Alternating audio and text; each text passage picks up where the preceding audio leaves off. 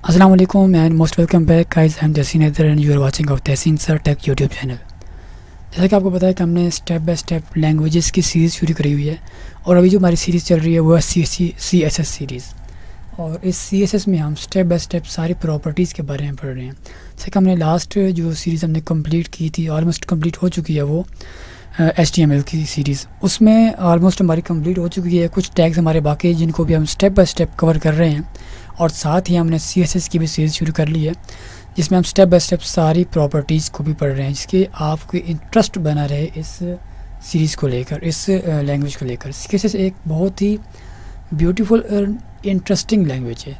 मतलब ये एक ऐसी लैंग्वेज है जो आपको बोर नहीं होने देगी, तो इसलिए मुझे ये लैंग्वेज सब लैंग्वेज में से पसंद है। तो सबसे पहले अब आज की वीडियो में हम क्या सीखने वाले हैं, आज की वीडियो में सीखने वाले हैं बैकग्राउंड ओरिजिन। जैसा कि आपको मैंने बताया था कि बैकग्राउंड हम 4 वीडियोज़ में भी पढ़ेंगे और एक सिंगल वीडियोज़ में भी पढ़ेंगे, ठीक है।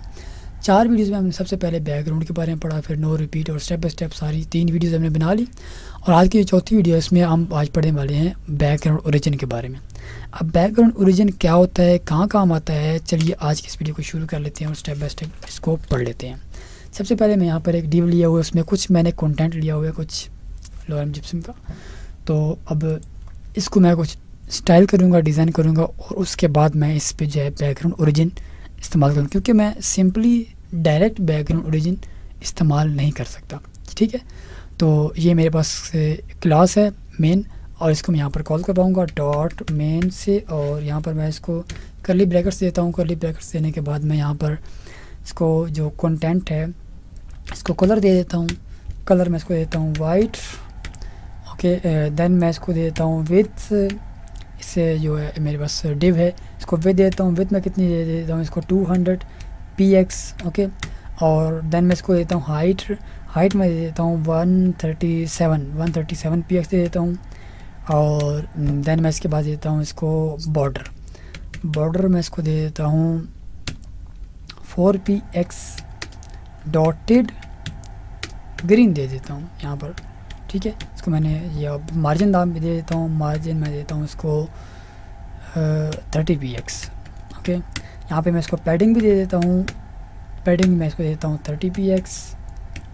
देन अब मैं इसको एक बैकग्राउंड कलर दे देता हूँ, बैकग्राउंड कलर दे देता हूँ मैं इसको बैकग्राउंड कलर मैं इसको RGB में देता हूँ, RGB। अगर आपने ये नहीं पढ़ा तो पहले से ये वीडियो देखिए, तो आपको RGB के बारे में सारा पता चल जाएगा। 255,0,0, और 5। अब ये क्या है कि RGB में ये मेरा रेड था और ये ग्रीन है और ये ब्लू है। मैंने ग्रीन ब्लू को 0 कर दिया और रेड को फुल कर दिया। रेड को फुल करके मैंने इसकी ओपेसिटी को है जो है हाफ़ कर दिया। अब मुझे यहाँ पर, चलिए मैं आपको सेव करता हूँ, यहाँ पर रिफ्रेश करता हूँ, आपको दिखा भी देता हूँ। ये मेरे पास कंटेंट मेरे पास वाइट है, ठीक है, क्योंकि मैंने बैकग्राउंड में इमेज डाली है तो इमेज के ऊपर वो ब्लैक नज़र नहीं आएगा, ठीक है। तो चलिए आगे बढ़ते हैं। देन मैं इसे दे देता हूँ एक बैकग्राउंड साइज़ भी दे देता हूँ। तो सबसे पहले मैं इसको बैकग्राउंड एक इमेज देता हूँ, बैकग्राउंड इमेज। अच्छा, बैकग्राउंड इमेज में देखता हूँ मेरे पास कौन सी इमेज पड़ी हुई है। मेरे पास ये डेजर्ट की इमेज पड़ी हुई है, इसी को मैं Ctrl+C से कॉपी करता हूँ और यहाँ पर URL लगाता हूँ। अगर आपने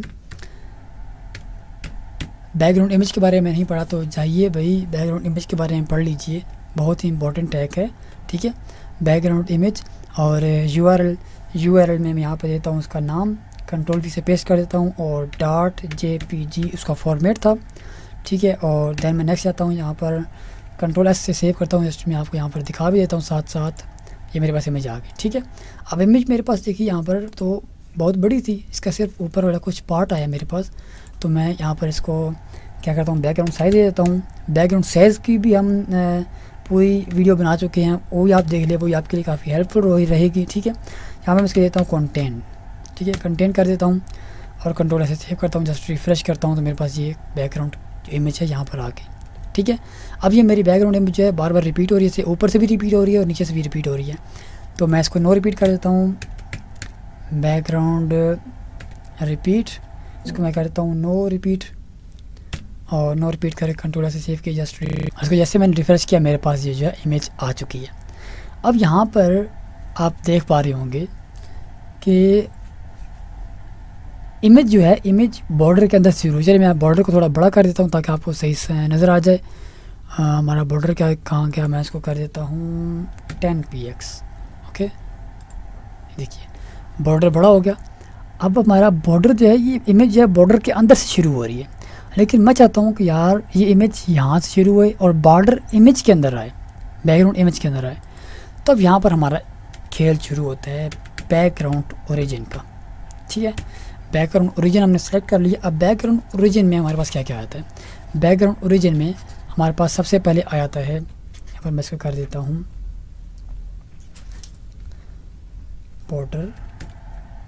बॉर्डर बॉक्स, कंट्रोल एस और जस्ट रिफ्रेश। अब बॉर्डर बॉक्स में क्या है कि ये जो है ये अब बॉर्डर को भी अंदर ले लेगा। देखिए बॉर्डर को भी इसने अंदर ले लिया। अब ये यहाँ से बाहर निकल रहा है, क्यों? क्योंकि मैंने इसकी विड्थ जो है, हाइट जो है वो सेट कर रखी है। तो मैं इसको जो है बॉर्डर को थोड़ा सा कम कर देता हूँ। ठीक है, 4px करता हूँ तो देखिए यहाँ पे अंदर आ चुका। ठीक है, तो यहाँ पर मैं इसको वापस ही 10 करता हूँ ताकि आपको सही नज़र आ जाए। Control Z control S। ठीक है, तो ये हो गया कंट्रोल S और रिफ्रेश। बॉर्डर इमेज है बॉर्डर बॉक्स। बॉर्डर बॉक्स का क्या मतलब है कि ये जो इमेज है, ये बॉर्डर जो है ये बॉर्डर के बाहर से ये इमेज शुरू हो रही है। अब यहाँ पर एक और आती है, एक और क्या आती है कि यहाँ पर पैडिंग। मैं चाहता हूँ कि नहीं भाई ये अंदर से शुरू हो। ठीक है, ये यहाँ से ना शुरू होकर ये यहाँ से शुरू हो। ये देखिए अब ये बॉर्डर के अंदर से शुरू हो रही है, बॉर्डर को उसने बाहर छोड़ दिया। अब मैं चाहता हूँ कि नहीं भाई मुझे यहाँ पर भी नहीं चाहिए, यहाँ पर भी नहीं चाहिए। मेरा जहाँ से मेन कंटेंट शुरू हो रहा है सिर्फ मेरे कंटेंट को बैकग्राउंड करे, बाकी को ना करे। तो अब मैं अपने कंटेंट को देता हूँ। तो फिर उसके लिए मैं क्या करूँगा कि content box, control S just refresh.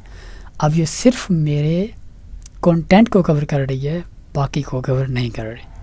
यहाँ पे मैं बैकग्राउंड कलर दिया था और ये देखिए यहाँ पर ये कंट्रोल एस जस्ट रिफ्रेश, हमारे पास जो बैकग्राउंड कलर था वो आया हुआ। ठीक है, अब सिर्फ मेरे कंटेंट को कवर कर रही है। ये मेरे पैडिंग को भी इसने छोड़ दिया, जो है इसने बॉर्डर को भी छोड़ दिया। मार्जिन तो अब इस डिव से बाहर आ रहा है, तो मार्जिन को हम अंदर नहीं ले सकते। ठीक है, तो इसमें 3 जो है वैल्यूज़ आती है, एक क्या पैडिंग बॉक्स और बॉर्डर बॉक्स और कंटेंट बॉक्स। ठीक है, तो दोस्तों ये था बैकग्राउंड ओरिजिन। उम्मीद करता हूँ कि ये बैकग्राउंड ओरिजिन आपको समझ आ गया होगा और आप इसको काफ़ी जगहों पर देखिए। आप सिर्फ वीडियो देखकर नहीं सीख सकते, आप जब तक इसको प्रैक्टिकल नहीं करेंगे आप नहीं सीख सकते। आप इस वीडियो को देखा करें और इसको कोशिश किया करें कि ज़्यादा से ज़्यादा दफ़ा आप इसको प्रैक्टिकल करें। तो दोस्तों आज की वीडियो में बस इतना ही, मिलते हैं अगली वीडियो में। तब तक के लिए इजाज़त दीजिए मुझे। मैं हूँ आपका दोस्त तहसीन हैदर और आप देख रहे हैं Tahseen sir tech YouTube channel. Thanks for watching, good bye.